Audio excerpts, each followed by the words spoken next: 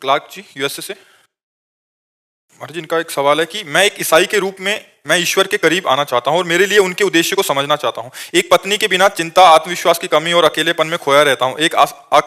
एक स्थिति में मुझे वृंदावन वो ले आया, एक ऐसा समय आया, मुझे ईश्वर की योजना के साथ जुड़ने के लिए क्या करना होगा? क्या वो मेरे लिए पत्नी ढूंढेंगे?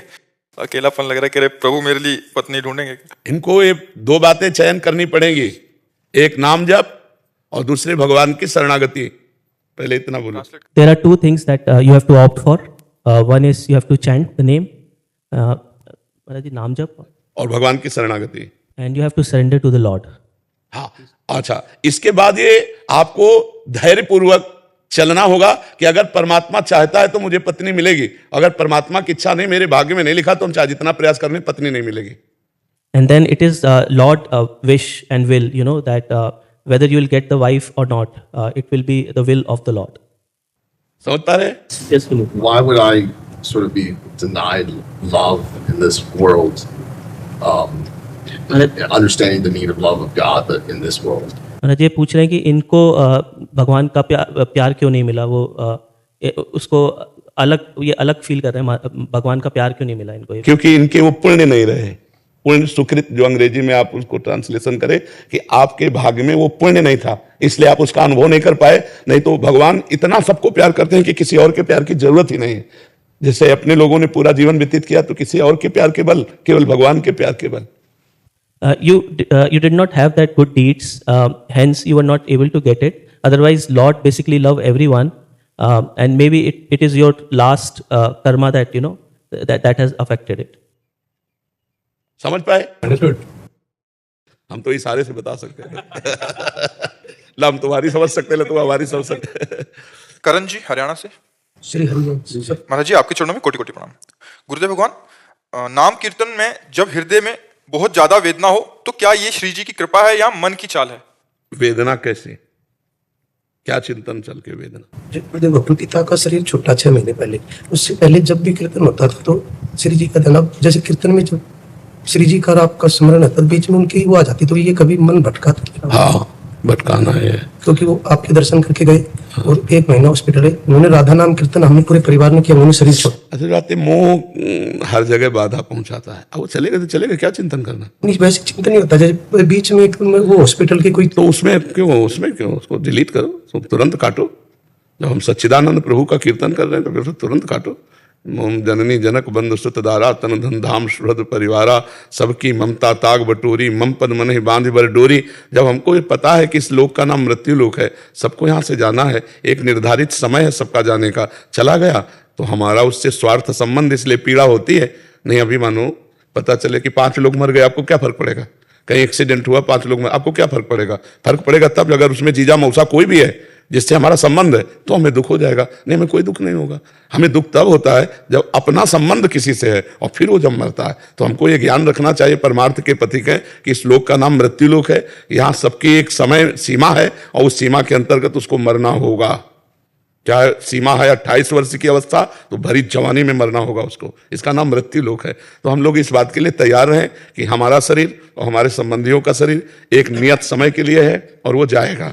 तो हम क्या करके जा रहे हैं, वो क्या करके जा रहा है, यही खास बात है। जा रहा है ये तो सबको आना जाना है, लेकिन क्या करके जा रहा है? जैसे बताया राधा नाम लेके गए, हाँ, ये भगवत मार्ग के लिए बहुत उत्तम बात रही कि अंतिम समय भगवान का स्मरण करके गए।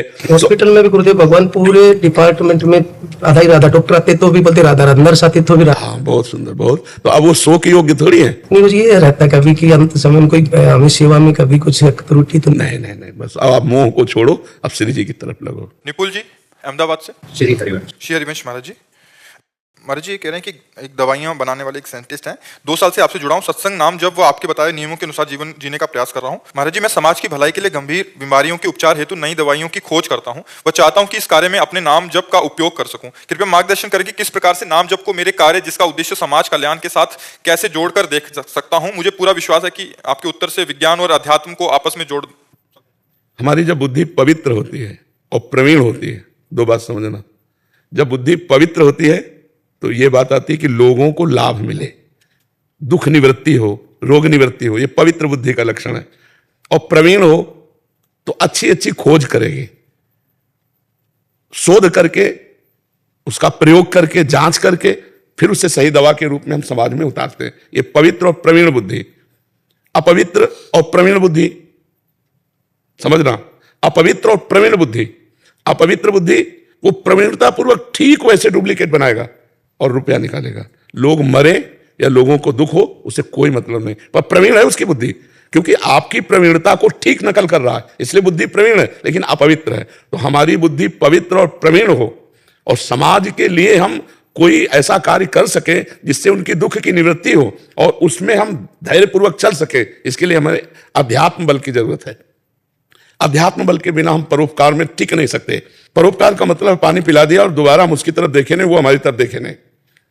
तो ये क्षमता जो आती है परोपकार की शुद्ध क्षमता, कि अगर मुझे जरूरत पड़े तो पैसा लगा करके, दवा बना करके गरीबों में बंटवाऊंगा, जो बीमार है उनको दूंगा, अगर वो हमें फीस दे सकते हैं तो ठीक, नहीं दे सकते तो फिर ही दूंगा। ये परोपकार की क्षमता भगवान की तरफ से आती है और भगवान की कृपा का अवलोकन करना, उसमें डूबना, ये नाम जप से होता है।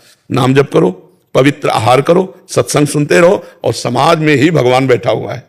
वो केवल मंदिर में नहीं बैठा हुआ, वो सबके हृदय मंदिर में बैठा हुआ है।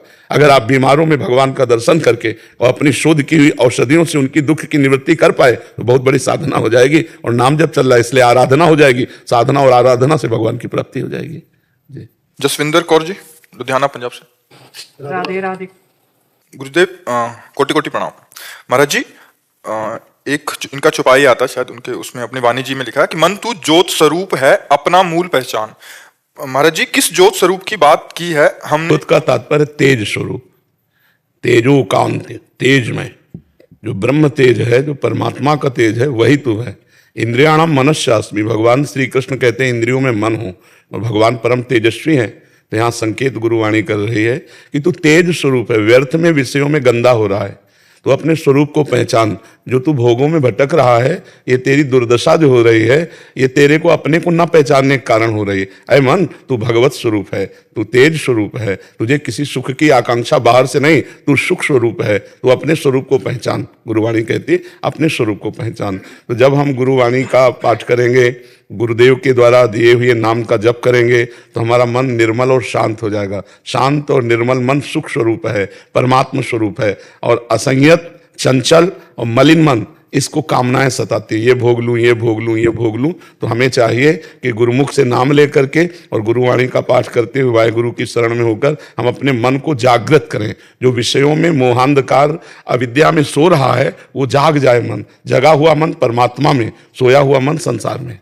तो तेजस स्वरूप मन है, इंद्रियाणाम मनस्यास्मि, भगवत स्वरूप है। जी।